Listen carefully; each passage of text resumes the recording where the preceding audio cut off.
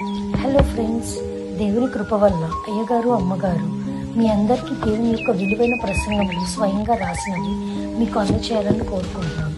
మా పుస్తకంలో సిలువ ధ్యాన ప్రసంగములు 83 ప్రసంగములు, క్రిస్మస్ ప్రసంగములు 50 ప్రసంగములు, బైబిల్లోని స్త్రీల ప్రసంగములు 72 ప్రసంగములు, మోషే సుఖోపవాస ప్రసంగములు 63 ప్రసంగములు.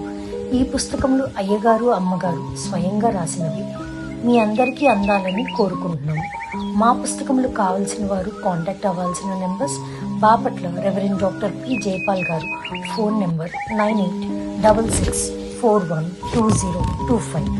Guntur doctor P Prasad Rao garu, phone number 9413685994 and 9705789407. మా పుస్తకంలో మీరు తీసుకొని చదివి ఆదరణ పొంది దేవుని మహిమపరచాలని కోరుకుంటున్నాము. Don't forget to like the video. Thank you.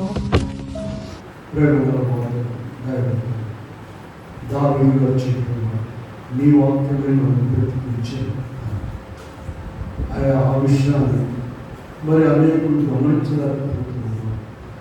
అందులో అలా మమ్మల్ని బ్రతికించి ఈ వాక్యం విశ్రాంతి మా పరిశుద్ధులు మీరు మాకు వివరించలేదు. మేము మౌలికతను విని భద్రపరుచుకునే ధరించి అంతేకాదు మీ ఆత్మ ద్వారా మీరు మాకు మాట్లాడి వాక్యమైన వేస్తున్నాము నిన్ను వేడుకుని ప్రార్థిస్తున్నాము. పరిశుద్ధుని చేసి నీ వరములు దయచేసి పరిశుద్ధుని చేసి నీ వరములు దయచేసి నీ పరిశుద్ధ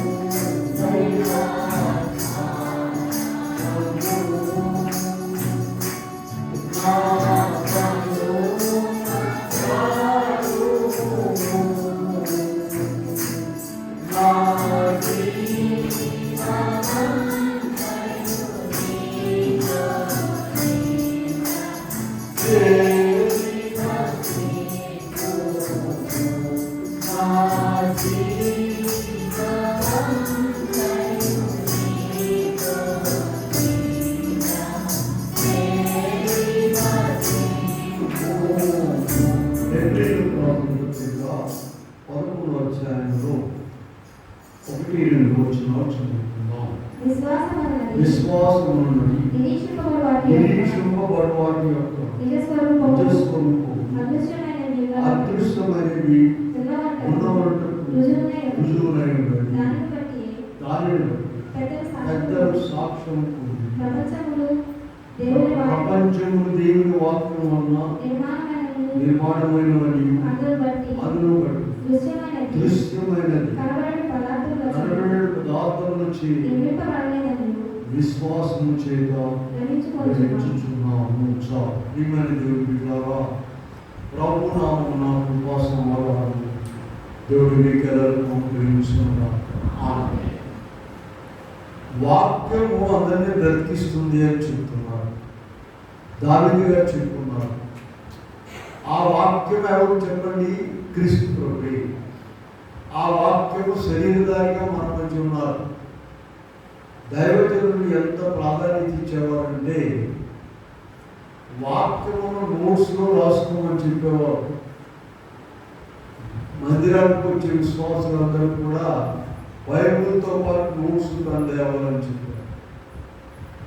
రాసుకొని ఇప్పుడు ఇంటిగా మందిరాన్ని దాటి వెళ్ళేవాడికి ఎంత యుద్ధమైనా ఇంట్లో అంత యుద్ధమైన సమస్యలు, పనులు, మనుషులు, ఇప్పుడు పోర్లు వచ్చేసినాయి. దూరం ఉన్న యుద్ధాలు మన దగ్గరికి ఇమ్మీడియట్గా రావడానికి ఫోన్లు కూడా వచ్చేసాయి. ఈ యుద్ధంలో నేను అప్పుడప్పుడు వాక్యం చూసుకుంటే బాగుంటుంది. ఈ విషయం చాలాసార్లు చెప్పుకున్నాం. మేము అలా రాసుకునేవాళ్ళం. విజయవాడ ఏ మీటింగ్ కింద ఎక్కడికి వెళ్ళినా కూడా అలా రాసుకునేవాళ్ళము. మేము సిద్ధపడి రాసుకునేవాళ్ళం. పుస్తకాలు సిద్ధపడేవి. దాదాపు 35 తేదీలు ఉంటాము. 1985 తేదీలో దాదాపుగా 120% నా దగ్గర నాది దేవుడు రాసుకున్నాడు. ఇలా అప్పుడు దేవుడు మనకు వాక్యం ఇస్తాడు. ఈసారి వాళ్ళు చూద్దాం ఎంతమంది నోట్స్ తెస్తారు. నోట్స్ కావాలన్నా మేము తెచ్చుకోలేమంటే మాకు చెప్పండి, నేను కొనిస్తాను. నోట్స్ చాలా కష్టం అంటే అది వాళ్ళు ఉంటే వాళ్ళకు ఎన్ని పేజీలు నోట్స్ కావాలో చెప్పండి. 150, 200, 150 నేను నోట్స్ కొనిస్తాను.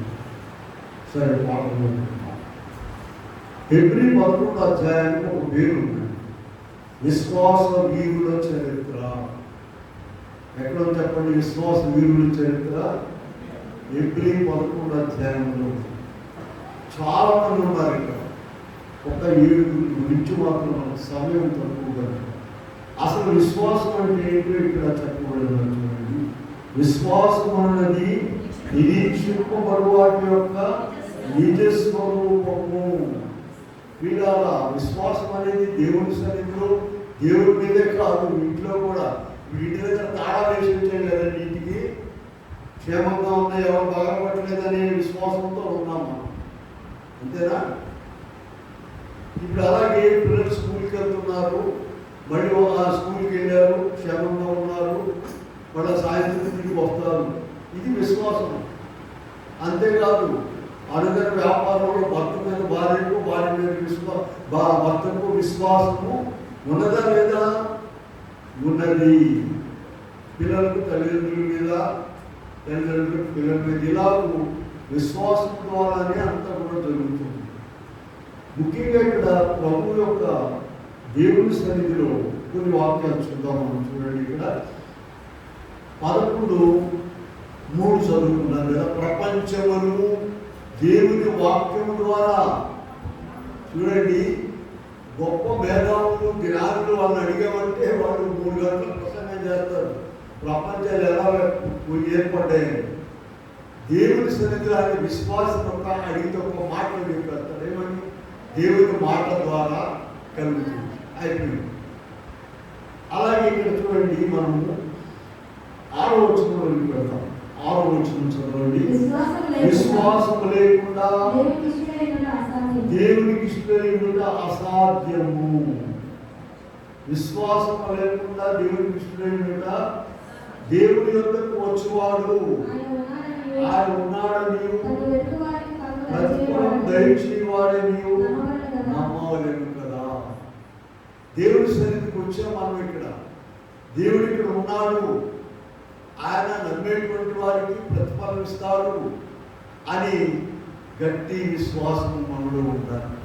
ఇక్కడ ఎవరన్నా లోకనీతిగా కానీ, రాజకీయ పరంగా కానీ ఒక గొప్ప వ్యక్తి వచ్చి ఇక్కడ అధ్యక్షత వహించాడు అనుకోండి, అందరూ ఏం చేస్తారండి? వారి జాగ్రత్తగా చూస్తారు, ఆయన్ని జాగ్రత్తగా ఆయన మాటలు వింటారు. మరి రాజులకు రాజు, ప్రభువులకు ప్రభు, సర్వలోక సృష్టికర్త ఆయన ఈ లోకం ఇక్కడ మన మధ్య ఉన్నాడంటే మనం ఇంకెంత భక్తి శ్రద్ధగా ఉండాలి. అలా ఎవరైతే లేకపోతున్నారో వారికి దేవుడు ఇక్కడ ఉన్నాడనే విశ్వాసం లేదు, దేవుడు మాట్లాడుతున్నాడనే విశ్వాసం లేదు. కనుక ఇక్కడ స్పష్టంగా మనం పాల్గొచ్చిన ఏం రాశారు? దేవుడి యొద్దకు వచ్చేవాడు ఆయన ఉన్నాడని తను వెలుగు వారికి దేవుడు రాసిన మాట్లాడి మన మనసుకు వచ్చిన మాట్లాడు. కనుక మనము అటువంటి విశ్వాసంతో ఉండాలి. ఇప్పుడు మనము మొదటి అంశము హేబేలు గురించి మాట్లాడుకుందాం. హెబ్రీ పత్రికలోనే 11వ అధ్యాయంలో ఉండండి జాగ్రత్తగా. 4వ వచనం చూడండి. విశ్వాసమును బట్టి కయీను కంటే శ్రేష్టమైన బలి దేవునికి అర్పించెను. అర్పించెను. దేవునికి అర్పణను గూర్చి సాక్ష్యం ఇచ్చినప్పుడు అతడు ఆ విశ్వాసమును బట్టి నీతిమంతుడుగా సాక్ష్యం తీర్పు. చూడండి, ఇద్దరు అన్నదమ్ములు ఉన్నారు. కయీనేమో వ్యవసాయం చేసేవాడండి, హేబేలేమో గొర్రెల కాపరి. ఇద్దరు కూడా బలి అర్పించడానికి ప్రభు దగ్గర తీసుకొచ్చారు. హేబేల్ అట మంచి వాటిని, అయ్యగారు ఇంకా స్పష్టంగా రాస్తారు వాక్యం, కొండ మీదకి ఎత్తుగా ఉన్న స్థలానికి వెళ్ళి మంచి గొర్రెలు ఏమున్నాయో, బాగా ఉన్నాయి, అందంగా బలముగా ఉన్న వాటిని ఏరి చూసి చాలా కాలం చూసి తెచ్చాడు. కయీను అయితే వ్యవసాయం చేసేవాడు కదా, ఆ తప్పతాలు ఏదో ఒకటి తూర్పు పట్టకుండా ఏదో ఒకటి లేదు, ఆ ఊరి చేయగా అది తీసుకొచ్చాడు. చూసారా, దేనిని బట్టి హేబేలు, ఇప్పుడు ఎబ్రీ పత్రికలో మనం చదివిన చూడండి, ఆది కాలంలో ఆ విషయం చెప్పలేదు, కానీ విశ్వాసమును బట్టి హేబేలు. ఇవి దేవునికి ఇస్తున్నాము, దేవుడు నాకు ఈ గొర్రెలన్నింటిని ఇచ్చాడు, నా ప్రాణం ఇచ్చాడు, నా సమస్తం ఆయన ఇచ్చాడు, ఇంకా ఇవ్వబోతున్నాడు. ఇన్ని రకాల విశ్వాసంతో దేవునికి ఏం చేశాడు చెప్పండి, మంచి వాటిని తీసుకొచ్చి. అయితే వాళ్ళ అన్నైనటువంటి కయీను అలాగూ ఇవ్వలేదు. అందువల్ల దేవుడు ఏం చేశాడు చెప్పండి, దేవుడు అతని అర్పణను గూర్చి సాక్ష్యం ఇచ్చినప్పుడు అతను విశ్వాసమును బట్టి నీతిమంతుడని సాక్ష్యము పొందాను. అతడు మృతి పొంది ఆ విశ్వాసము ద్వారా మాట్లాడుచున్నాడు. ఇలా ఇక్కడ మనం చూస్తే అటువంటి విశ్వాసముతో దేవునికి కానుకలు ఇవ్వాలి. మీకు చాలాసార్లు చెప్పుకున్నాను నేను, ఈ కానుకలలో పడనటువంటివి, చిరిగిపోయిన మొక్కలు అది భద్రపరిచి ఉంచాలి. అమ్మగారు అప్పుడప్పుడు అంటారు, బ్యాంకులు ఇస్తారు కదండి మార్చి ఉంచాలని. అక్కడ పర్లకు లెక్క రాసి ఉంది, తెలుసు కదమ్మా. ఎక్కడ పడకపోతే కానుకలు ఎక్కడ పడతాయి చెప్పండి, సరదా సంచిలో పడి. ఇక్కడ ఎవరేమనుకో ఆలోచించండి. వాటి గురించి కాదు నేను మాట్లాడాను, వాక్యం మాట్లాడుతున్నాను. ఇలా విశ్వాసము హేబేలు మంచివి ఎందుకు అర్పించాడు మీ బైబిల్లో చూడండి. విశ్వాసమును బట్టి మనం దేవుడికి ఇస్తున్నాము, ఆయన మళ్ళీ మనకు ఇస్తాడు. జనరల్గా నేను ఎకనామిక్స్ టీచ్ చేశానండి. పాత నోట్స్కి ఇంకా ఎక్కువ బాధపడుతుంది. ఎందుకంటే మనిషి పరిస్థితి తీసి ఏ నోట్స్ ఇస్తాడు వాళ్ళకి, పాతకు ఇస్తాడు. కొత్త నోట్స్ ఉన్న అడ్వాంటేజ్ పాత నోట్స్కి లేదు. ఆ పాత ఎగిరిపోయిందనుకో, ఆయన ఎవరికి అలా ఇవ్వాలంటే ఏ నోట్ ఇస్తాడమ్మా, పాత నోటే ఇస్తాడు. కొత్త దట్టి పెట్టుకుని చాకరీ ఎక్కువ ఎవరికి, పాత వాటికా కొత్త వాటికా? పాత వాటికి ఎక్కువ సర్క్యులేషను, ప్రాబ్లం అంతా కూడా. కనుక అట్లాగూ దేవుని సన్నిధిలో అలా ఉండకూడదని ప్రభు చెప్తున్నాం. ఇక్కడ దీనిని బట్టి మనం చూసినట్లయితే మనము కూడా మన అర్పణలను హేబేలు అర్పించి నీతిమంతులుగా కావాలి. అర్పణను బట్టి నీతిమంతుడయ్యాడు. ప్రాణం దేవుడు ఎప్పుడైనా పోతండి, ప్రాణం పోతే పోయింది. ఆయన పరలోకములో నీతిమంతులుగా తీర్చబడ్డాడు, భూమి మీద గ్రంథంలో రాయబడ్డాడు, మనకు ఒక పాఠం బోధించాడు. రెండో విషయం చూద్దాం చూడండి. ఇక్కడ హానోకును గురించి ఉన్నది 5వ వచనం చూద్దాం. విశ్వాసమును బట్టి హానోకు మరణం చూడకున్నట్లు కొనుక్కోబడెను. విశ్వాసమును బట్టి, ఈ ఒక్క మాట మీరు గుర్తుపెట్టుకోండి. విశ్వాసమును బట్టి అనే ఒక మాట గుర్తుపెట్టుకోండి. విశ్వాసమును బట్టి, విశ్వాసమును బట్టి. మనం చెప్పేవన్నీ చాలా మంది ఉన్నారు. ఇక్కడ 7 మాట్లాడుతున్నాం. విశ్వాసమును బట్టి 5వ వచనం ఏం చెప్పండి. విశ్వాసమును బట్టి హానోకు మరణము చూడకున్నట్లు కొనుక్కోబడెను. అతడు దేవునికి ఇష్టడైందని కాగా అతడు లేకపోయాడు. విశ్వాసం ఉందండి ఆయనకు. దేవునితో నడిచాడు. కుమారులను కుమార్తెలను కంటున్నాడు, కుటుంబ కార్యక్రమాలను చేసుకుంటున్నాడు. కానీ దేవునితో నడిచాడు, దేవుని వదిలిపెట్టలేదు. చూసారా, ఆనాడే దేవునితో నడిచి ఎగిరి వెళ్ళొచ్చినటువంటి ఆత్మజ్ఞానం కలిగి ఉన్నాడండి. మనమైతే ఈనాడు ఆయనే శరీరధారిగా వచ్చి మరణం లేచి తిరిగి లేచి మళ్ళీ నేను వస్తానని చెప్పి, ఇదిగో వస్తున్నానని చెప్పి అనేక చోట్ల గ్రంథంలో రాయబడితేనే మనం సిద్ధపడతాం. చూడండి ఎంత గొప్ప విషయమో హానోకు విషయం. మనం కూడా హానోకు వలె ఆయనతో నడిచి దేవునికి ఇష్టమై ఉండాలి. చూడండి ఆ మాట చూడండి.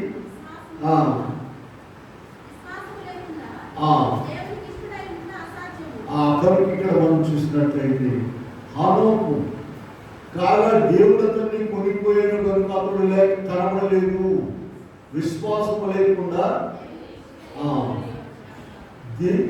ఇక్కడ చూడండి, మళ్ళీ చదువుతాం మనము. హానోకు మరణం చూడకుండా కొనిపోబడను, అతడు కొనిపోబడక మనకు దేవుడికి ఇష్టడై ఉండేదని సాక్ష్యం. దేవుడికి ఇష్టడై ఉన్నాడు. ఒకసారి మనము ఆదికాండంలోకి వెళ్దాం. చూడండి, ఆదికాండంలో మనం చూసినట్లయితే 5వ అధ్యాయంలో 20 నుంచి చూద్దాం. 5వ అధ్యాయంలో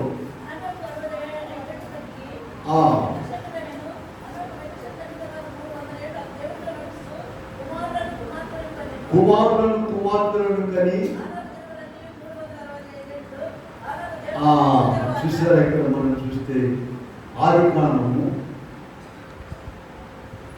25వ అధ్యాయంలో 21 నుంచి చూసినట్లయితే హానోకు దేవునికి మెతూషెలను కనెను. హానోకు మెతూషెలను కనిన తర్వాత 300 దేవునితో నడుచుచు కుమారులను కుమార్తెలను కనను. హానోకు దేవునితో నడిచిన తర్వాత దేవుడు అతన్ని తీసుకుపోయిన కనుక అతడు లేకపోయాడు. చూసారా, ఆ దేవునితో నడవడం అనేది వదిలిపెట్టలేదండి. వెళుతూ ఉన్నారంట.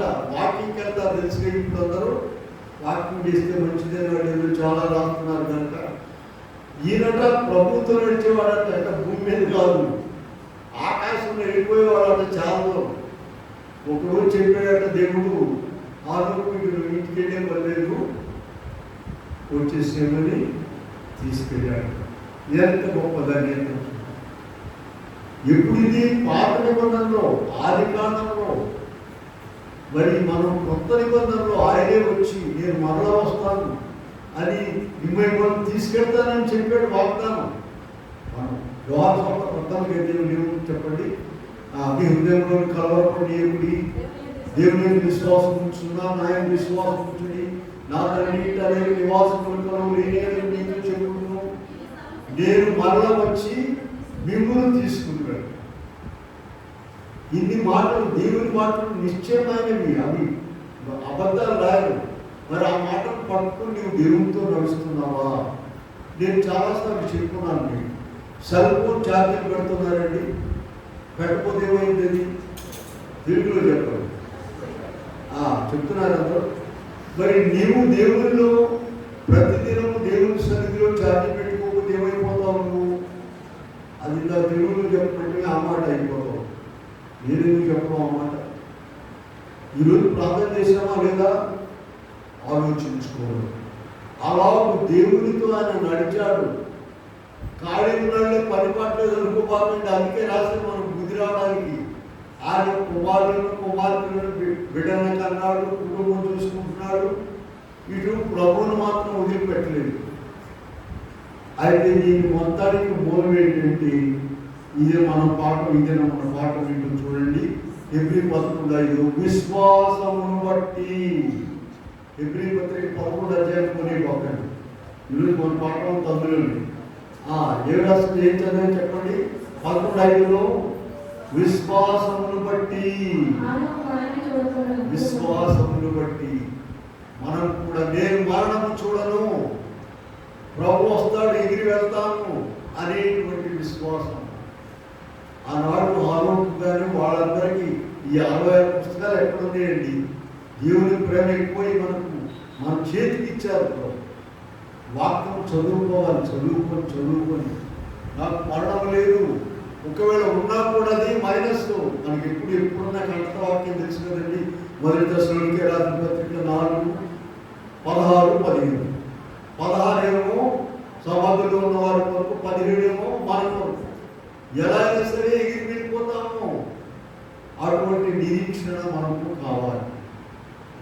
కనుక ఇప్పుడు మనము హనోకు మనం నేర్చుకునేది ఏం చెప్పండి? మనం కూడా సజీవులముగా ఎగిరి వెళ్తాము. ప్రభు వస్తారు మధ్యాకాశంలోనికి, సజీవులుగా ఎగిరి వెళ్తాము. దేనిని బట్టి చెప్తున్నాం మనము? విశ్వాసము. తప్పు చేస్తే స్కూల్లో 100 సార్లు రాసుకున్నారని చెప్తారు కదా. ఇప్పుడు 100 సార్లు రాయాల్సింది ఏం చెప్పండి? విశ్వాసము. హేబేలు మంచి అర్పణ ఎందుకు ఇచ్చాడమ్మా? విశ్వాసమును బట్టి. ఇక్కడ హనోకు ఎందుకు ఎగిరి వెళ్ళిపోయాడు? విశ్వాసమును బట్టి. మూడవ విషయం చూద్దాము. మూడవ విషయము Hebrew 11:7 చూస్తున్నాం. విశ్వాసమును బట్టి నోవహు దేవుని చేత హెచ్చరింపబడి తన ఇంటి వారి రక్షణ కొరకు సిద్ధం చేసేవాళ్ళు. అందువలన అతడు దేవుడు ఒక మాట చెప్పాడంటే ఇది ఎప్పుడైనా జరిగిందా, ఎక్కడైనా ఉందా అనేటువంటి ప్రశ్నలు వస్తాయి మనుషులకు. ఇదిగో మొత్తము మునిగిపోతుంది, 40 దినాలు ప్రచండ వర్షం కురుస్తుంది, ఎవరు కూడా జీవించరు, మనుషులు కానీ జీవరాశులు కానీ అని ప్రభు చెప్పారు. ఎవరు చెప్పారు ఈ మాట? ఎవరు చెప్పారు? మనం ఒక కొత్త మాట వింటే ఏమంటామంటే ఎవరు చెప్పారని అంటారు కదండి. ఎవరు చెప్పారని అంటారు కదా. అంటే ఎందుకు అడుగుతున్నారు? ఆ మనిషిని బట్టి ఈ మాట ఎంతవరకు కలుస్తుంది. ఆ పలానా ఆమె చెప్పిందని తీసేది. ఇంకొకరు చెప్పారు అనుకుంటే అట్లయితే కరెక్ట్. ఇప్పుడు ఈ మాట ఎవరు చెప్పారు? దేవుడు చెప్పాడు. ఎవరికి? నోవహుకు. మొత్తం అంతా నాశనం అయిపోతుందా, నీ ఒక్కడమే నీటి గొంతులో ఓడను కట్టుకో, ఎలా కట్టుకోవాలో అన్నీ చెప్పారు. ఇక్కడ మనం గమనించవలసిన ముఖ్యమైన అంశం ఏంటంటే మన పాఠములు ఏం చెప్పండి? విశ్వాసమును బట్టి నోవహు ఏం చేశాడటమ్మా? 7వ వచనం.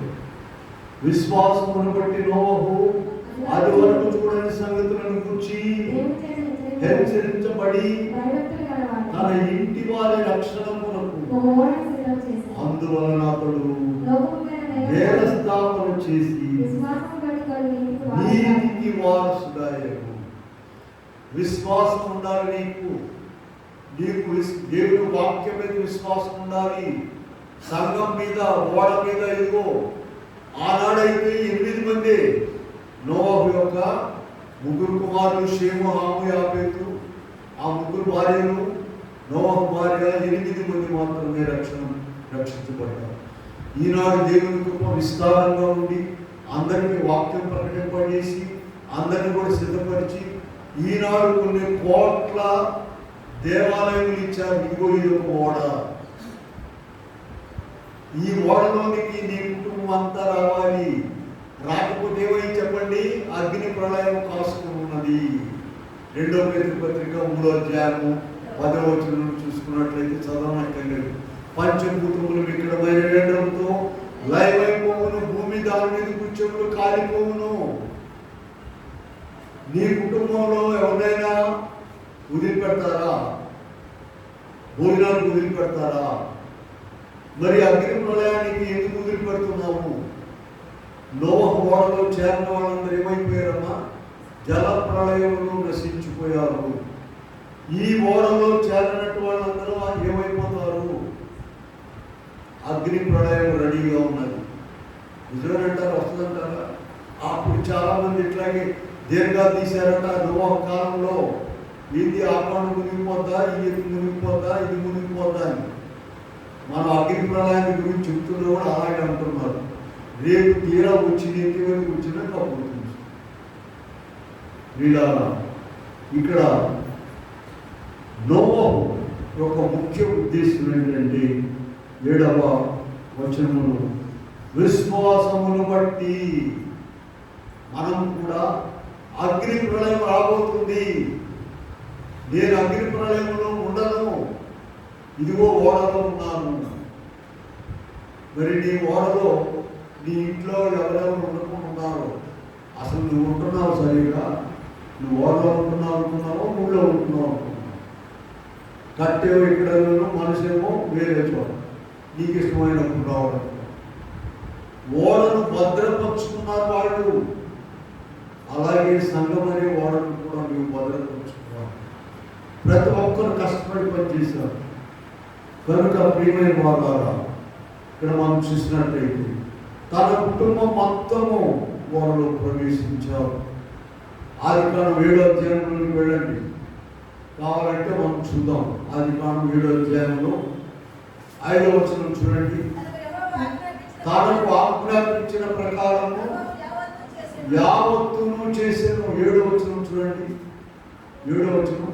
అప్పుడు నోవహును అతనితో కూడా అతని కుమారులను, అతని భార్యను, అతని కోడళ్లను, అతని ప్రవాహకులను తప్పించుకోటకు ఆ ఓడలో ప్రవేశించింది. అందరూ కూడా ఓడలో ప్రవేశించారు. 20-21 చూడండి. 20వ వచనము 21వ వచనం 7వ అధ్యాయం. అది కాదు, అందరూ కూడా చనిపోయారు. యువరాశులు మొత్తం అన్ని కూడా ప్రాణం ఉన్న వాళ్ళందరూ చనిపోయారు.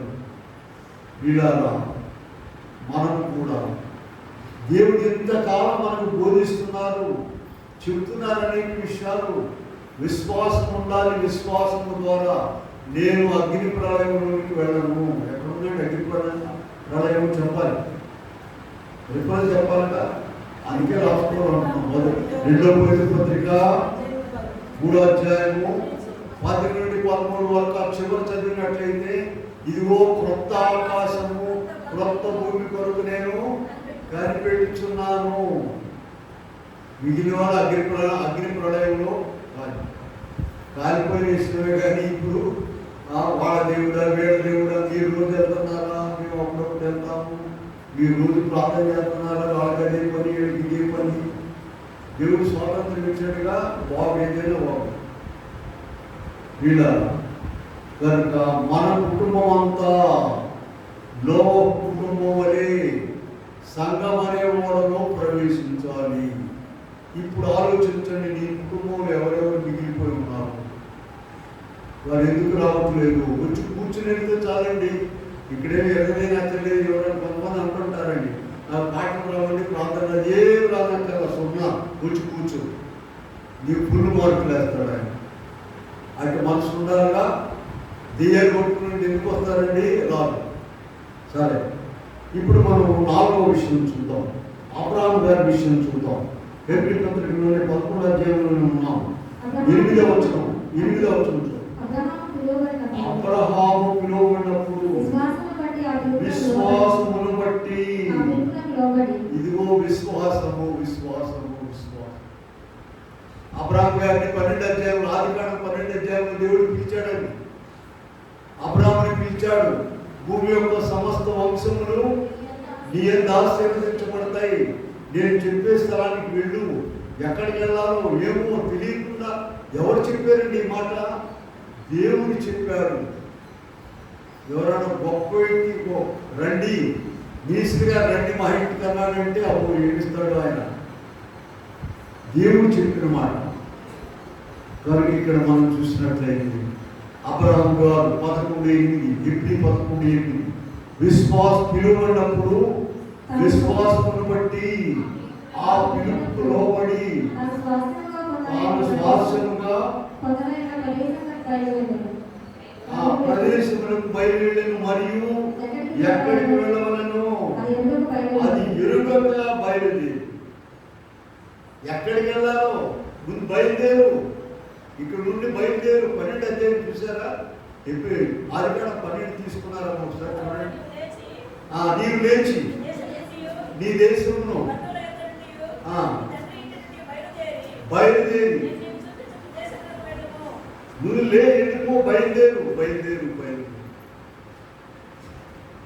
దేనిని బట్టి అంగీకరించాడండి అబ్రహాము? ఆయనకి విశ్వాసమును బట్టి.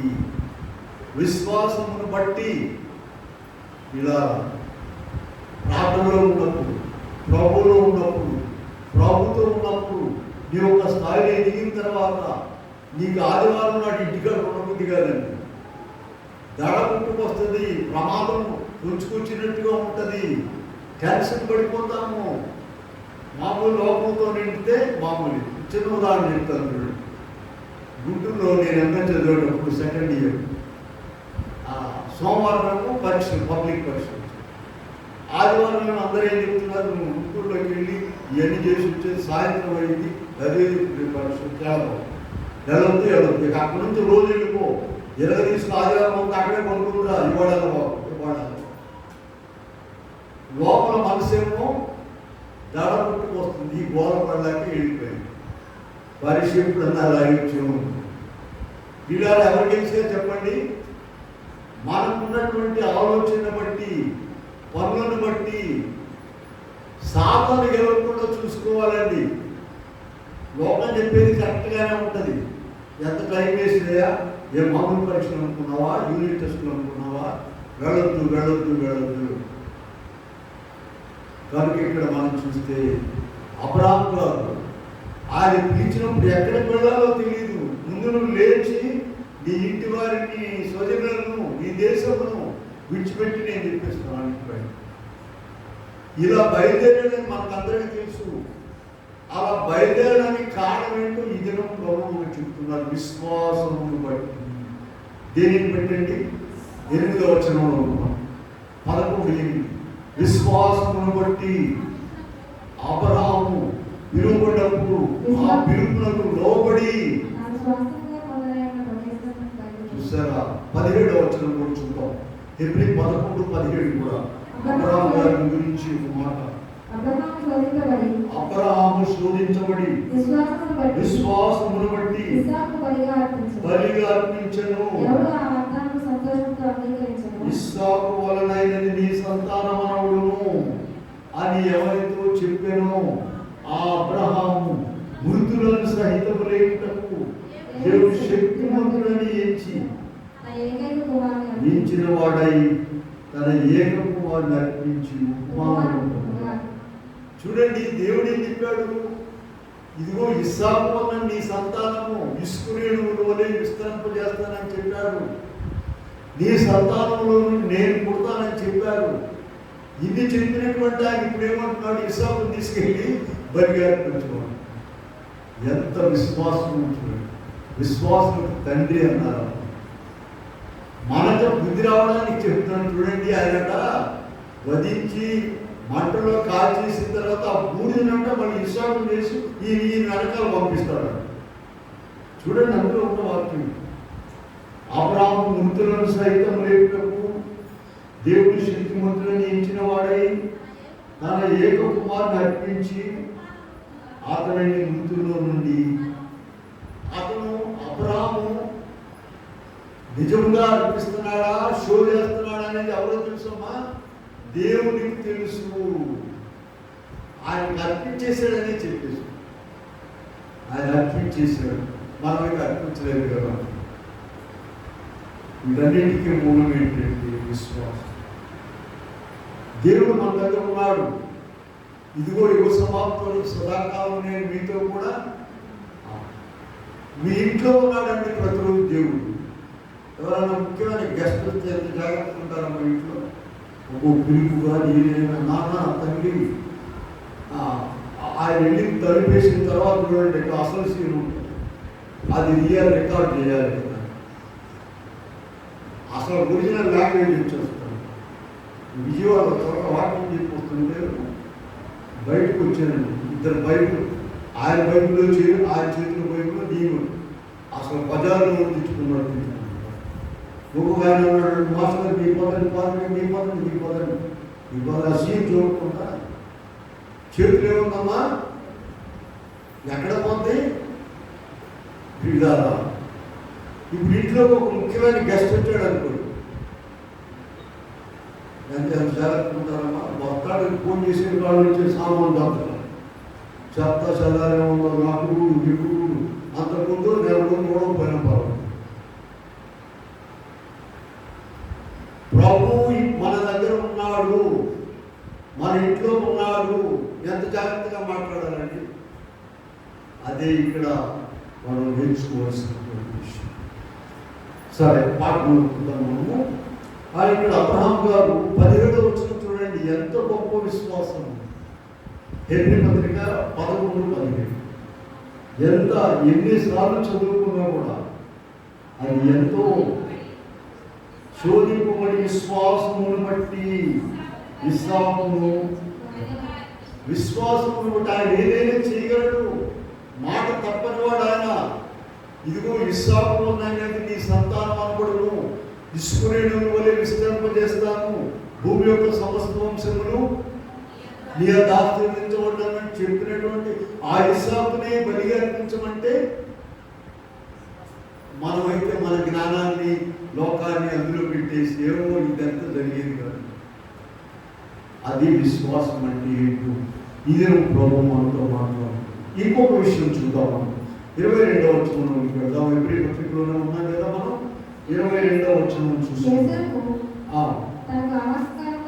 యోసేపు తనకు అవసాన కాలము విశ్వాసమును బట్టి నిర్గమమును గూర్చి ప్రశంసించి ఆజ్ఞాపించి. చూసారా, యోసేపు ఐగుప్తు రాజుగా ఉన్నాడు. తన చివరి కాలంలో చూడండి, ఆదికాండం 50 అధ్యాయంలో చెప్పాడు. 50 అధ్యాయంలో 25 వచనంలో చదువు. 50:25 మనం చూసినట్లయితే అక్కడ చివరి కాలంలో ఏం చెప్పాడు ఆయన? వాగ్దానం చేయించుకున్నాడట వాళ్ళతో. చదువు. దేవుడు నిశ్చయంగా మిమ్మల్ని చూడవచ్చును, అప్పుడు మీరు నా అధికారులు ఇక్కడ నుండి తీసుకొని పోవాలని చెప్పి ఇశ్రాయేలు కుమారుల చేత ప్రమాణం చేయించుకున్నాను.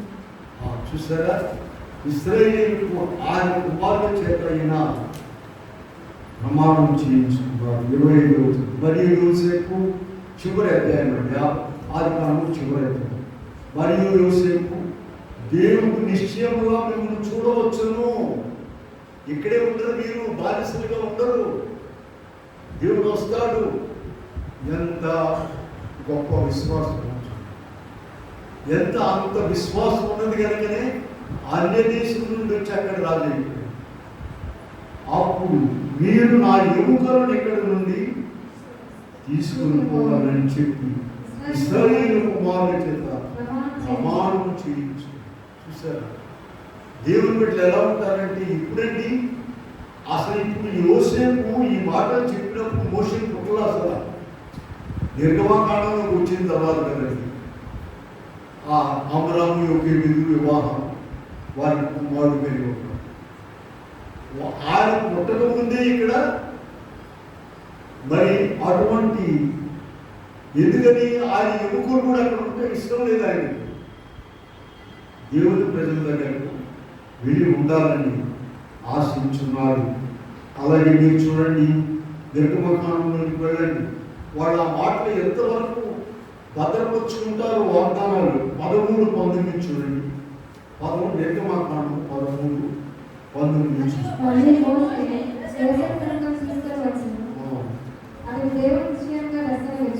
వారు బయలుదేరి వెళ్ళేటప్పుడు మోషే యోసేపు ఎముకలను తీసుకున్నారు. ఐగుప్తు దేశంలో భద్రపరుస్తారు. లోకంలో అందరు జ్ఞానుల కంటే గొప్పవాడు ఉన్నారు అక్కడ. ఐగుప్తు దేశంలో శవాలను కొన్ని 100 సంవత్సరాలు ఉండేటట్టుగా భద్రపరుస్తారు. మీకు హైదరాబాద్లో సాలార్జంగ్ మ్యూజియంలో కూడా మరి ఇప్పుడు ఉన్నదో లేదు కానీ మేము వెళ్ళిన కొత్తలో చూసేవాళ్ళం. ఒక శవాన్ని అది కొన్ని 1000 సంవత్సరాల నుంచి భద్రపరిచారు అక్కడ. వాళ్ళు అలా భద్రపరిచేవారు. చూడండి, ఎక్కడ మాట ఆదికాండము 50వ అధ్యాయంలో 25వ వచనంలో మోషే చూపించుకున్నటువంటి ఆ వాగ్దానం ప్రమాణం చేయించుకున్నాడు. దానిని ఇక్కడ ఇశ్రాయేలీయులు చూడండి 12వ అధ్యాయంలో బయలుదేరారు, 37వ వచనంలో బయలుదేరారు. మోషే మాత్రం అదిగో యోసేపు ఇచ్చిన మాట యోసేపు ఎవరు మోషేకి ఇచ్చాడా? కాదు. మోషే తల్లిదండ్రులు, వాళ్ళ తల్లిదండ్రులు వారికి ఇచ్చిన మాటను జ్ఞాపకం చేసుకొని యోసేపు ఎముకలను తీసుకుని వీళ్ళారా మనము కూడా యోసేపు వలె మొదటి దశలోనికే రాసిన పత్రిక 4వ అధ్యాయము 16వ వచనంలో 17వ వచనంలో ఉన్నట్లు మన ఎముకలను కూడా దేవుడు తీసుకువెళ్తాడు. చూడండి, ఆర్భాటంతోనూ ప్రధానదూత శబ్దంతోనూ ప్రభు పరలోకం నుండి దిగవచ్చును, క్రీస్తునందు నుండి మృతులైన వారు మొదట లేతురు. వీళ్ళారా విశ్వాసం నీ ముందు కనబడే తప్పులు, ఒప్పులు, ఈ పనికిరాని విషయాలని చెత్త పక్కన పెట్టేసాయి. ప్రభు వస్తాడు, నేను లేచి వెళ్తాను. అంతవరకు సమాధిలో ఉన్నా లేచి వెళ్తాను, సజీవులుగా ఉన్నా నేను వెళ్తాను. వీటి విశ్వాసం అయ్యా సరే కదా. అట్టి విశ్వాసము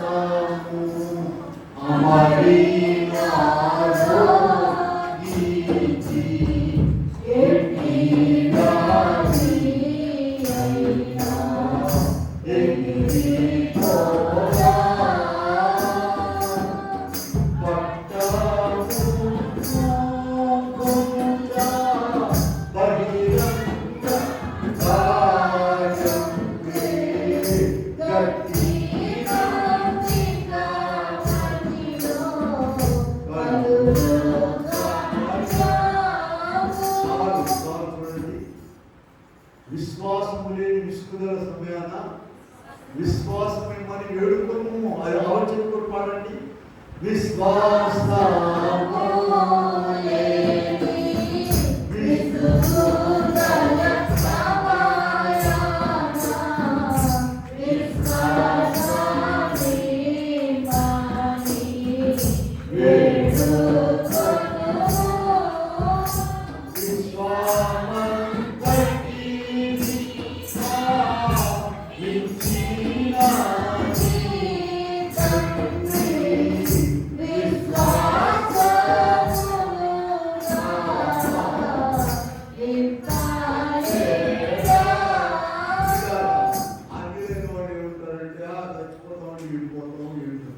నిజమేనండి. రావు దగ్గర మన విశ్వాసం ఈ మొదటి దశలోనికి ఎలా చూశారండి. 4వ అధ్యాయంలో 13వ వచనంలో పౌలు గారు మాట్లాడుతున్నాడు.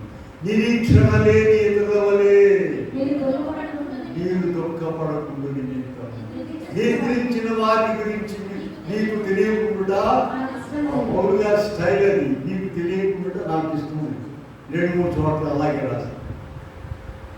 నిద్రించిన వారికి వాళ్ళకి నిరీక్షణ లేదు. నీవు ఇంతకాలం ప్రభువులో ఉండి ఆయన వాక్యం చదవట్టుకొని విని నీవు నిరీక్షణ లేకుండా వాళ్ళతో పాటు ఏమైతే అయ్యా రాసిన లోకంతో ఈ సంఘం కూడా ఏకమాయను ఏమి చేయదు.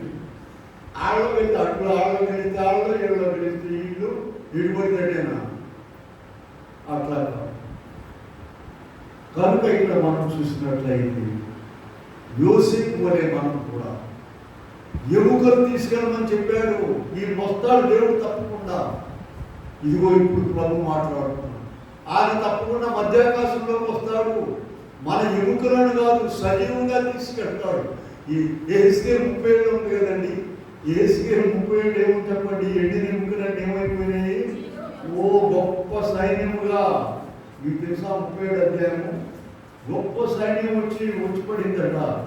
ఒక్క మాట సైన్యం చేసేసరికి 37 చూసారా? ఏమని చెప్పండి. అందుకని ఇక్కడ 13 చెప్తున్నారు. 37 నా ప్రజలారా, నేను సమాధులను తెరచి సమాధులను మిమ్ములను బయటికి రప్పించగా మీరు తెలుసుకుందరు, మీరు బ్రతుకున్నట్లు మీరు వచ్చి మిమ్మును నివసింపచేసాను. యెహోవాను నేను మీరు తెలుసుకుందురు. ఎవరంటే మాట ఇచ్చింది? సమాధులు గిమాధులన్నీ ఎగిరిపోతాయండి. వీళ్ళారా ఆయన ముందు నిలబడ్డాయా? మరణం నిలబడిందా? సమాధి నిలబడిందా? మన ముందు కూడా నిలబడుతుంది. అట్టి విశ్వాసంతో మనం ఉండాలి. సరే, ఇంకొకరి దగ్గరికి వెళ్దాం మనం. ఇప్పుడు మోషే దగ్గరికి వెళ్దాం. 11వ అధ్యాయంలో ఉన్నారు కదా, 24 చూడండి. మోషే పెద్దవాడైనప్పుడు హెబ్రీ 11:24. మోషే పెద్దవాడైనప్పుడు విశ్వాసమును బట్టి ఐగుప్తుదనం కంటే క్రీస్తు విషయంలో ఎంత గొప్ప భాగ్యమని ఎంచుకున్నాడు. విశ్వాసమును బట్టి అనే మాట వదిలిపెట్టొద్దు. విశ్వాసమును బట్టి నీకు విశ్వాసం ఉన్నదా? ఇక్కడ దేవుడు ఉన్నాడనే విశ్వాసం ఉన్నదా? ఆయన నీకు చూస్తున్నాడనే విశ్వాసం ఉన్నదా? నీ ఇంటి దగ్గర కూడా నీ నడక పడక 139వ కీర్తనలో చూడండి. నీవు కూర్చుంటుట లేచుట మాట నా నాలుగుకు రాకమునిపే అన్ని కూడా నీ గ్రంథములు అన్ని నిన్ను చూస్తున్నారు, ఆయన చూస్తున్నాడు అనే మాట జ్ఞాపకం పెట్టుకుంటే అప్పుడు ముళ్ళు దగ్గర పెట్టుకుని ఉంటారు. ముళ్ళు ఎక్కడ ఉంటుందని దూరంగా ఉంటుంది, మన దగ్గర ఉంటుందో ఒళ్ళు ఉంటుంది కానీ ఒళ్ళు దగ్గర పెట్టుకోమని చెప్తుంటారు చూసారా. కొన్ని అర్థాలు ఉంటాయి. ఒక ఆమెని పెళ్లి చేసుకోమంటే ఆమె ఉద్యోగం చేస్తుంది, కంపెనీ జరుగుతుంది. నా కాళ్ళ మీద నిలబడిన తర్వాత ఎవరి కాళ్ళ మీద నిలబడింది? దేశంలో కాళ్ళ మీద నిలబడిందా? కాదు. దాని అర్థం తెలుసు కదా మనం. ఆమె సంపాదించుకుని పెట్టుకుంది. అలాగే ప్రభు నిత్యము నిన్ను చూస్తున్నాడంటే ఒడి దగ్గర పెట్టుకుని ఉంటారు. లేదంటే కాసేపు ఉండయా మగులో పాదిరిగా ఉండేది. నేను చదువుకునేటప్పుడు కాకాలు వచ్చినప్పుడు ఏమన్నామంటే, నేను ఈ బాధ్యతలను తీసి పక్కన పెట్టానంటే నీ సంగతి తీరుస్తాను. పక్కన పెడతారా బాధ్యతలు? అంగీ పక్కన పెట్టినట్టు ఏమా క్రైస్తత్వాన్ని క్రైస్తవులుగా ఉండేదాన్ని కాసేపు పక్కన పెడతారా? కాసేపు పక్కన పట్టగానే నీకు సాధారణంగా నేను తీసుకెళ్ళి మళ్ళీ ఎక్కి రావడం కష్టం. మన లేటెస్ట్ పుస్తకంలో ఒక మొట్టమొదటి పుస్తకం ఏం చెప్పండి? విద్య మీద ఉన్నవాడు ఎందుకు దిగకూడదు. దిగేవంటే నువ్వు పొరపాటు వాళ్ళు ఎక్కుదాం అనుకుంటావు. రేపు పొద్దున ఎక్కుదామో ఎప్పుడు దిగి తగాద అయిన తర్వాత వాళ్ళు కూడా బాగా డైలాగులు వాళ్ళు వీళ్ళు డైలాగులు అప్పుడు చెప్పి రేపు పొద్దున ఎక్కుదాం బయట అనుకుంటా ఎక్కడానికి అవకాశం. సరే, ఎక్కడికి ఇక్కడ మనం చూసినట్లయితే మన వాక్యంలో పోతాము. ఎక్కడున్నాము చెప్పండి? 24-26 వచనాల్లో చూస్తున్నాము. హెబ్రీ రాసిన పత్రిక 11వ అధ్యాయంలో మోషే పెద్దవాడైనప్పుడు ఐగుప్తుదనము కంటే గొప్ప వాక్యం ఎంచుకొని అల్పకాల పాపభోగం అనిపించడం కంటే శ్రమ అనుభవించడం మేలని యోచించి ఫరో యొక్క కుమార్తె యొక్క అనిపించుకుంటూ ఒప్పుకొనలేదు. క్రీడాగా దేవుడు మోషేని ఎందుకు ఎంచుకున్నాడో తెలుసా? ఆ రాజప్రసాదంలో మోషే వస్తున్నాడంటే దళాందరికి ఎవరి గేటు కాడు ఉన్నవాడు కానీ ఎవడైనా సరే గోడలు కొనుక్కుని దండం పెట్టుకోని. కొత్తవాడు వెళ్తే వెళ్ళడానికి లేదు. మోషేకి దారులన్నీ తెలుసు, రాజప్రసాదం తెలుసు, డోర్లు తెలుసు, అటెండర్లు తెలుసు, అందరూ తెలుసు. అమ్మో వీళ్ళు అమ్మాయిలు అనుకున్నారండి, వాళ్ళ రాజుగారి కుమార్తెకు మాట్లాడారు. అయితే ఆ ఉన్నతమైన బ్రతుకును తృణప్రాయంగా వదిలేసాడు. దేనిని బట్టి? విశ్వాసమును బట్టి. ఉందా మాట? బైబిల్ మీ బైబిల్ ఉందా? హెబ్రీ 11వ అధ్యాయంలో 24వ వచనంలో మోషే పెద్దవాడైనప్పుడు విశ్వాసమును బట్టి ఐగుప్తుదనము కంటే. మనకు కూడా ఒక దినం మోషే అయితే తన స్వయంగా విడిచిపెట్టి వచ్చాడు. మనమైతే బలవంతంగా విడిచిపెట్టి వెళ్ళాల్సి ఉంటుంది. 90వ అధ్యాయం 3వ వచనం ఉంది కదా, నరులారా ఆయన చాలుగా పెట్టింది రాయాలనగానే నోరు మూసుకుని వెళ్ళిపోవడం. నరులారా తిరిగి రెండని ఆయన సెలవిస్తున్నాడు. మోషే అయితే తనంతట తనే వదిలిపెట్టి వచ్చాడు. మళ్ళీ కూడా ఉండాలండి. ఆ ఫ్యామిలీలో ఒక పెద్ద సేవకుడు ఉన్నాడు, ఆయన పేరు మర్చిపోయింది. వాళ్ళ అమ్మాయి పెళ్లికి 1 crore స్పెండ్ చేసేవాడు. ఏంటంటే అంటేను, మేము రాజులకు రాజు ప్రభువులకు ప్రభు పెట్టినామండి, మాకు ఇచ్చాడు, దేవుడు అట్టించాడు, అంత ఖర్చు పెట్టేస్తాడు. ఆయన ఇస్తాడు. ఆయన ఇచ్చేదాన్ని నీవు లోకరీతిగా తీసుకోడు. 127 అధ్యాయం ఎప్పుడు చెప్తుంటాను కదా నీకు, 127 మీరు వేగుమని లేచి చాలా రాత్రి అయిన తర్వాత పండుకొంచు వ్యర్థమే తన ప్రియులు నిద్రించుతుండగా ఆ వరుసలోకి రావాలి కదా, తన ప్రియుడైన వరుసలోకి రావాలి. కనుకని ఐగుప్తు యొక్క దాస్యము, ఐగుప్తు ఉన్నత స్థితిని వదిలిపెట్టేసి దేవుని ప్రజలతో శ్రమ అనుభవించుట మేలని ఎప్పుడు వెళ్ళి వాళ్ళతో ఉంటామా? మట్టి మోసే వాళ్ళతో, పూజ చేసుకునే వాళ్ళతో ఆడమని చెప్పు. ఆయన శరీరం అయితేనేమో రాజప్రసాదం ఉంటుంది, కానీ మనసు అంతానేమో ఈ ప్రజల మధ్య ఉంది. ఇలా దేవుడి ఈ పావర్టీని, పేదరికాన్ని దేవుడి తిరిగి అనుకోబాకండి. ఆయనకు అన్నీ తెలుసు. లోకంలో అన్ని ఇబ్బందుల కంటే పేదరికం చాలా గొప్పదని తెలుసు. అందుకని అంబేద్కర్ గారిని దేవుడు ఏర్పాటు చేశాడు. దేవుడు ఏర్పాటు రిజర్వేషన్ ఇచ్చాడు ఈ పేదల వాళ్ళందరికీ కూడా. అసలు ముందే దేవుడు రిజర్వేషన్ ఇచ్చాడు. మీరు చూపించారు, చూసారా? రిఫరెన్స్ చూడండి ఒకసారి. లూకా సువార్త 6:20 ఉంటుండండి దేవుడు ఇచ్చిన రిజర్వేషన్. లూకా సువార్త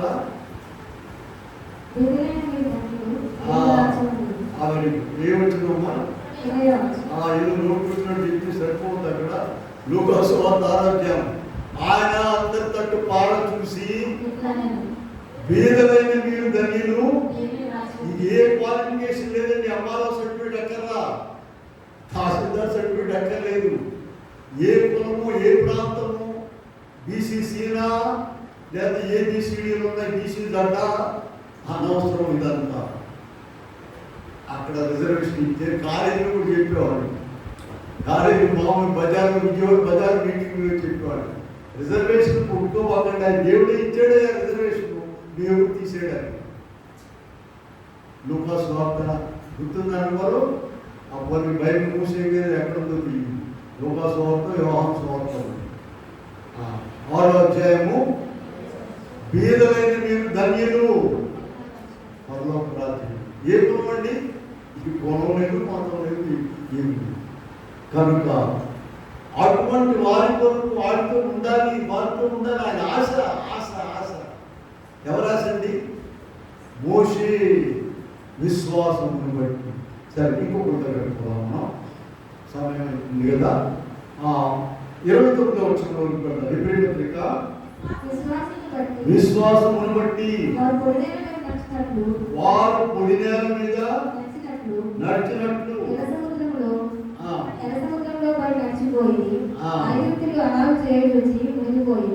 అరే వీళ్ళేంటి?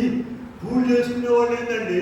మోటార్ మోసేవాళ్ళు, గబ్బలు మోసేవాళ్ళు, ఇల్లు కట్టేవాళ్ళు పొడి నేల మీద నడిచిపోతారు. పదంగా మనం అడుగుతాం. మనకు సొంత ఇల్లు, బంగారము, గుడుసులు అన్నీ ఉన్నాయి కదా. మనం పట్టు చేతులు దెబ్బకి వెళ్ళి చేతులు కట్టుకునే వాళ్ళేమో ఆరిండాల మీద నడిచారు. పదండి మనం కూడా. ఏమైపోయారమ్మా? ఏమైపోయారు చూసారా?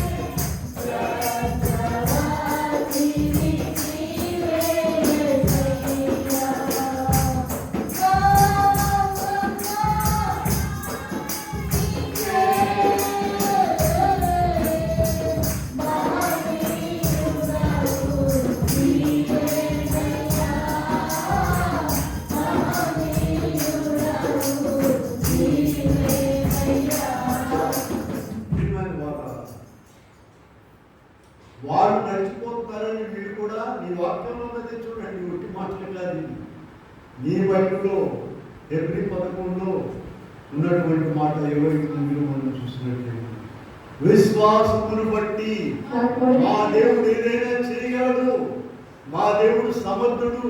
వాడేమో ఆశ్చర్యపడతలా, సముద్రం గోడలాగా. అయ్యారు గురించి చెప్తే కొంతమంది చాలా బాధండి. ఆయన వాస్తవమైన సీన్ చూసేవాడట. ఆ నీళ్ళలో సముద్రము గిల్లి చూసాడట అయ్యారు.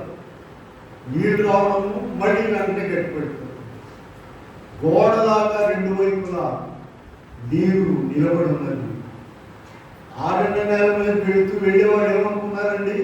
మా దేవుడు ఏదైనా చేయ తడి నేల మీద వెళ్ళారా? నువ్వు జలుబు చేస్తున్నావు మా పిల్లలు. అలా నడిపించాడు. ఇక వాళ్ళని చూసి వీళ్ళు వెనక ఉన్నారుగా, వీరులు, సూర్యులు, ధనవంతులు, గొప్పవాళ్ళు, పెత్తనం చేసేవాళ్ళందరూ కూడా మొత్తం శ్రేష్టమైనటువంటి 600 రథాలను పంపించాడు. ఇక బలవంతుడు ఎవడు మిగిలిన అక్కడ. ఒక దెబ్బనేమో మొదటి పుట్టినోళ్ళందరూ చచ్చిపోయాడు. ఐగుప్తు సర్వనాశనం అయిపోయింది. ఈ లోకం, ఐగుప్తు అంటే చెప్పండి, ఈ లోకము. ఐగుప్తు అంటే ఈ లోకము, ఈ లోకము. మనం దాని వైపు చూడదు. మీకు ఒక మంచి వాక్యం చూపిస్తాను. నేను ఇక్కడ రాసుకున్నది కాదు. యెషయా గ్రంథం 30లోకి వెళ్ళండి. యెషయా గ్రంథం 30లోకి వెళ్ళండి. యెషయా గ్రంథం 30:31 ఒకసారి చూస్తాను. ప్రారంభం అంటే చదవండి.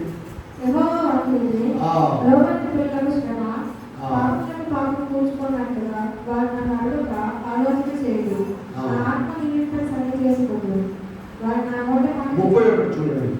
ఇశ్రాయేలు పరిశుద్ధ దేవుని లక్ష్య పెట్టకయు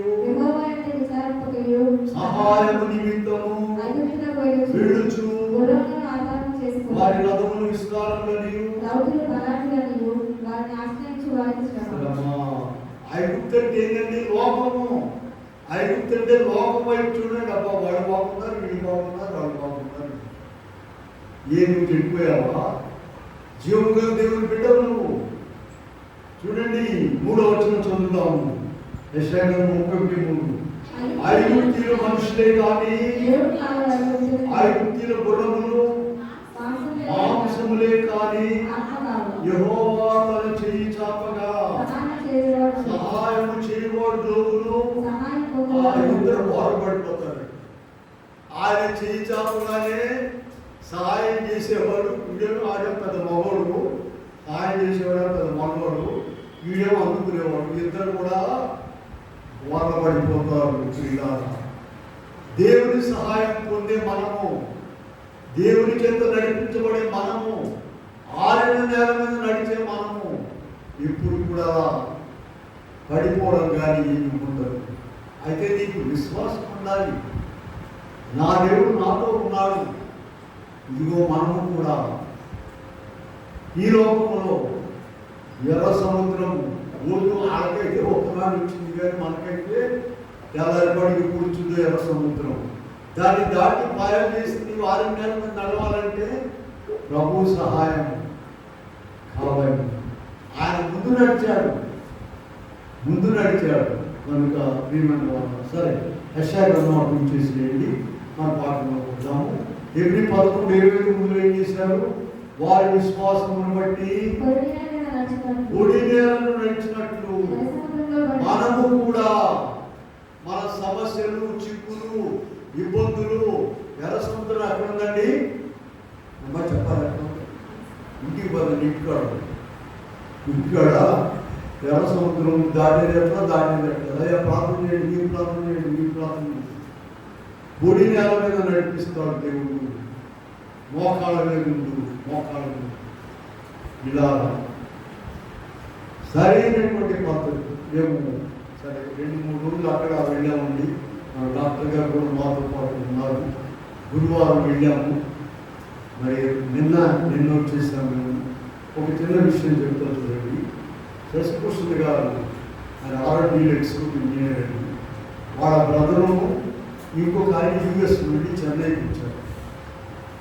చెన్నైకి వస్తే ఆయన అదే టెన్షన్లో ఉన్నాడు. ఆయన తలుపులు ఉపయోగించి ఎక్స్టర్నల్ ఎఫైర్స్ వాళ్ళకు ఒక లెటర్ రాశారు. ఎస్పెషల్గా జరిగిన విషయం ఏంటంటే ఒక ఆయన అక్కడ హెల్డప్ చేసేవాడు. వీళ్ళు మధ్యలో శ్రీలంక వెళ్ళి వచ్చారట. అందుకని యూఎస్లో ఉన్నాయన ఇమ్మీడియట్గా చెన్నై నుంచి యూఎస్కి వెళ్ళిపోవాలని ఆర్డర్ జారీ అలౌ చేయలేదు రావడం. సరిగ్గా మేము వచ్చిన తర్వాత నేను ఫోన్ చేసినాయా మన ప్రయత్నాలను కుదరలేదు, ఆయన యూఎస్కి వెళ్ళిపోయాడు, మా వాడు వచ్చేసాడు. ఎయిర్పోర్ట్లో దిగి 10 నిమిషాల్లో పూట ఉంచారు అంతే. ఎక్కడ పంపించారండి?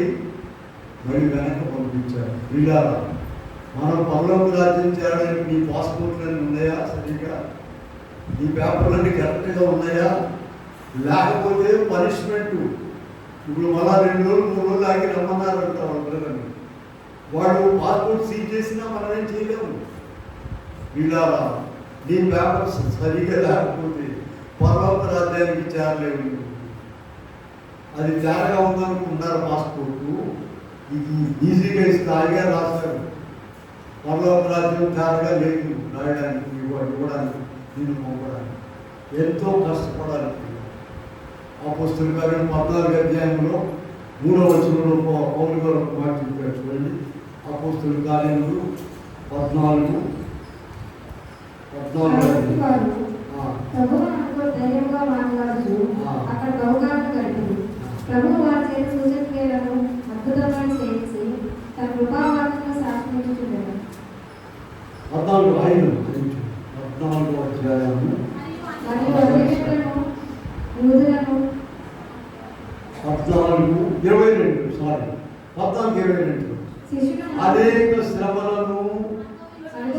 అనేక శ్రమలను అనుభవించి ప్రవేశింపవలెనని ఎట్లా ఈ పాస్పోర్ట్ ఎలా ఉందో అనేక శ్రమలు 2 రకాలు ఉన్నాయండి.